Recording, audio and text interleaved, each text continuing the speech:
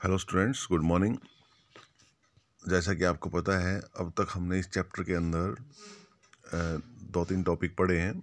एक तो ये था कि रूट्स को, कोई भी इक्वेशन आपके पास गिवन है उसके रूट्स को डिमिनिश करना है बाय ए नंबर एच।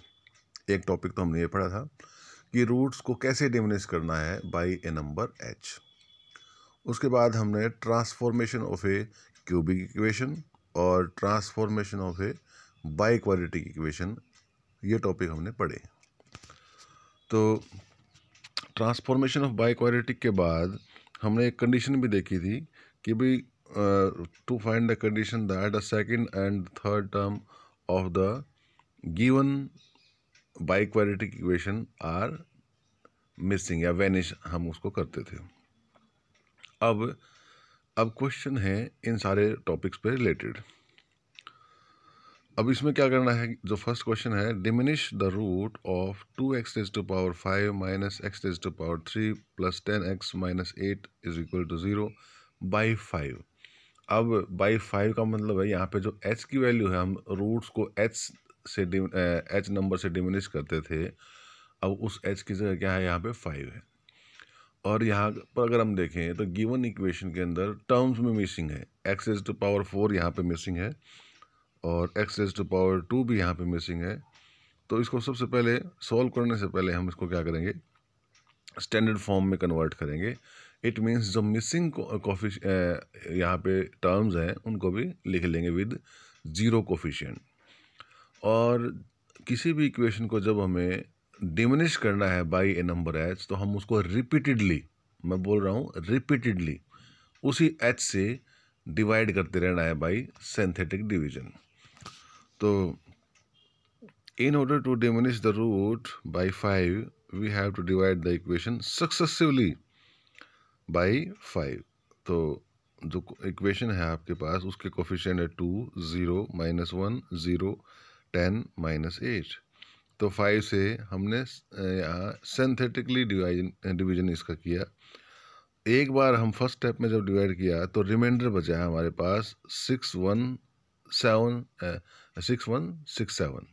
ये रिमाइंडर आया है जब एक बार डिवाइड किया है। अब हमें तो लास्ट तक इसी नंबर से डिवाइड करते रहना है। तो 5 से नेक्स्ट टाइम हमने जब डिवाइड किया तो रिमाइंडर कुछ हो रहा है, वो आया 6185। नेक्स्ट टाइम 2485, 499, 50 एंड लास्ट में आपके पास बचा 2।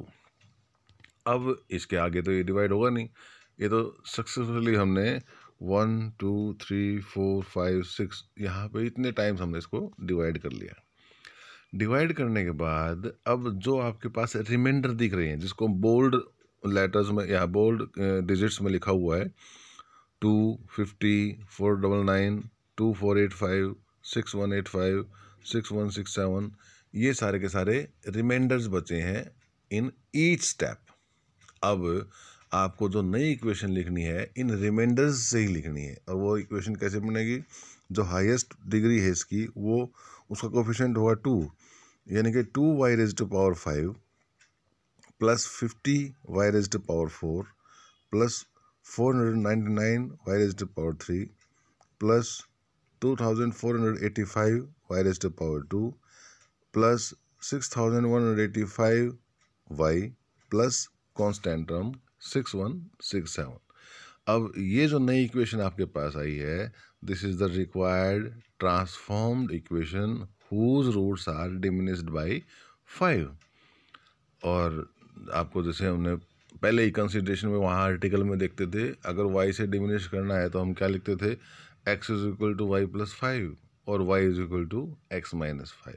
वो यहाँ पे आपकी ट्रांसफॉर्मेशन है। इस तरह से हमें इसको सॉल्व करना है। रूट्स किसी नंबर से डिमिनिश करना है तो उसका मतलब उसको रिपीटेडली डिवाइड करना है, और जो रिमाइंडर्स बचेंगे उससे हमारी नई इक्वेशन आएगी, जिसको ट्रांसफॉर्म्ड इक्वेशन बोलते हैं हम। नेक्स्ट है, remove the second term from the equation. अब इक्वेशन से सेकंड टर्म रिमूव करनी है। अब उसके लिए हमने पढ़ा था कि भाई सेकंड टर्म हमने क्वाड्रेटिक क्यूबिक की, क्वाड्रेटिक की, वहाँ से हमने रिमूव की थी। और उसके लिए क्या किया था किसी नंबर से डिमिनिश करके या वहाँ से एक एच निकालते थे हम और उस एच से डिमिनिश करते थे, और उस एच का क्या फॉर्मूला था, उसको स्टैंडर्ड फॉर्म में लिखने के बाद उसका फॉर्मूला था -a1/n a0। एन क्या था, उसकी हाईएस्ट डिग्री थी, a0 हाईएस्ट डिग्री का कोफिशिएंट, और a1 हाईएस्ट डिग्री से नेक्स्ट टर्म का जो कोफिशिएंट है वो लेते थे हम। तो गिवन इक्वेशन है, तो for removing the second term decrease the roots by h, और h की वैल्यू क्या लेते थे, -a1/n a0। इसकी वैल्यू सब्स्टिट्यूट की तो -1 आया।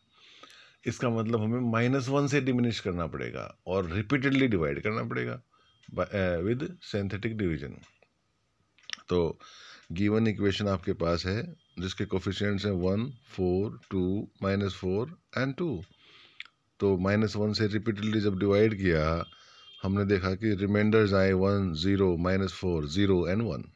और जो ट्रांसफॉर्म्ड इक्वेशन होगी वो क्या होगी, y⁻⁴ प्लस 0y⁻3 लिखने की ज़रूरत नहीं है, -y⁻2, और जो y वाला कोफिशिएंट है वो भी 0 है और कांस्टेंट है 1।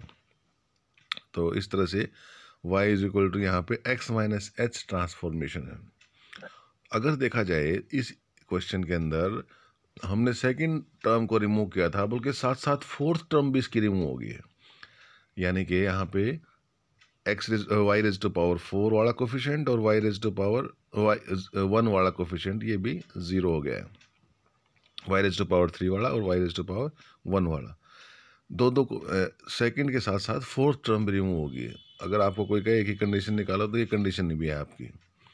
इस क्वेश्चन में हमने सेकंड के साथ साथ फोर्थ टर्म को भी रिमूव किया है। नेक्स्ट क्वेश्चन ऐसा ही लग रहा है मुझे, so that the same transformation can remove both the second and the fourth term of the equation. वही बात आ गई कि इसी ट्रांसफॉर्मेशन से दोनों टर्म रिमूव हो जाएंगी, सेकंड भी और फोर्थ भी।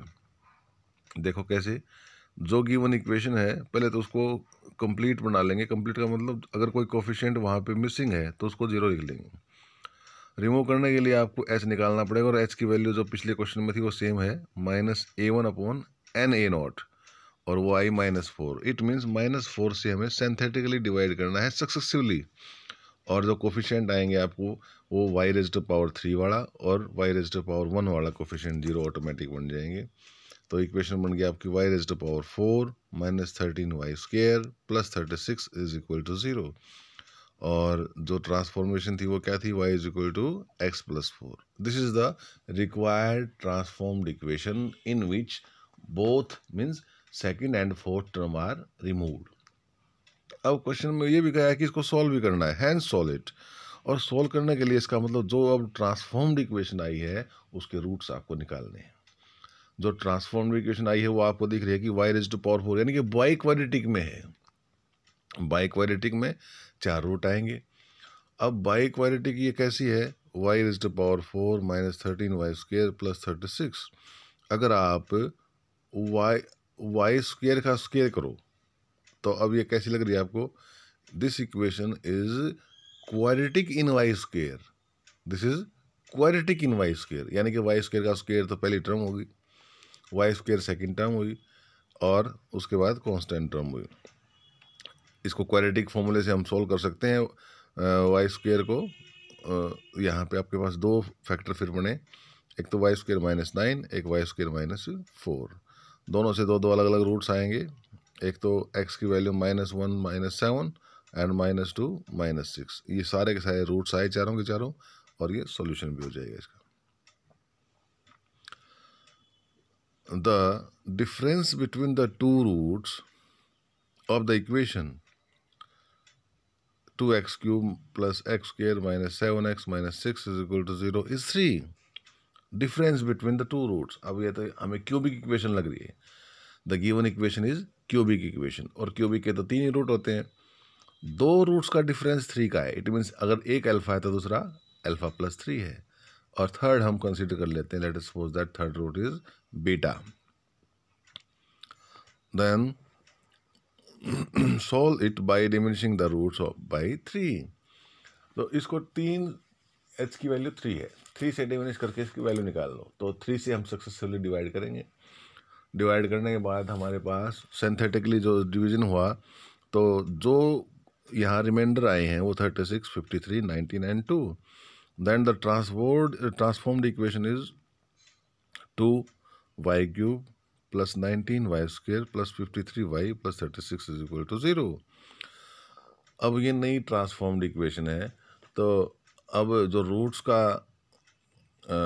जो यहाँ पे दे रखा है फंडा कि भाई दो रूट्स का डिफरेंस 3 है, तो हम अब बाय पिछले चैप्टर में जो हमने पढ़े थे by relation between the roots and coefficient, उस फॉर्मूले से हम इसको निकाल सकते हैं कि भाई sum of roots alpha plus 3 plus beta is equal to minus B by A.